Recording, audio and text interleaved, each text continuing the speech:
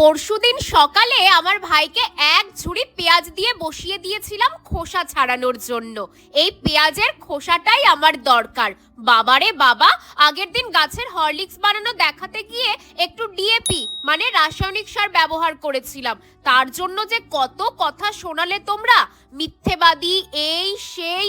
নাও, আজকে বিনা খরচে শীতের গাছের কমপ্ল্যান বানানো দেখাবো, সম্পূর্ণ জৈবভাবে। হ্যাঁ, এটা একটু দুর্গন্ধযুক্ত, তবে এটা যেমন গাছকে রোগ পোকার হাত থেকে রক্ষা করবে, তেমন সমস্ত পুষ্টি এটাতে থাকে। পটাশিয়াম, সালফার, ফসফেট সব কিছু। কিচ্ছু না, 1 টাকাও খরচ করতে হবে না।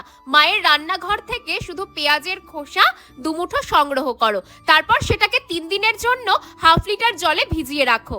তারপর সেই ½ লিটার জলটা 1 বালতি জলের সাথে ভালো মতো মিশিয়ে প্রতিটা শীতের গাছের মাটিতে দিয়ে দাও। রেজাল্টটা জানুয়ারি মাসেই দেখতে পাবে।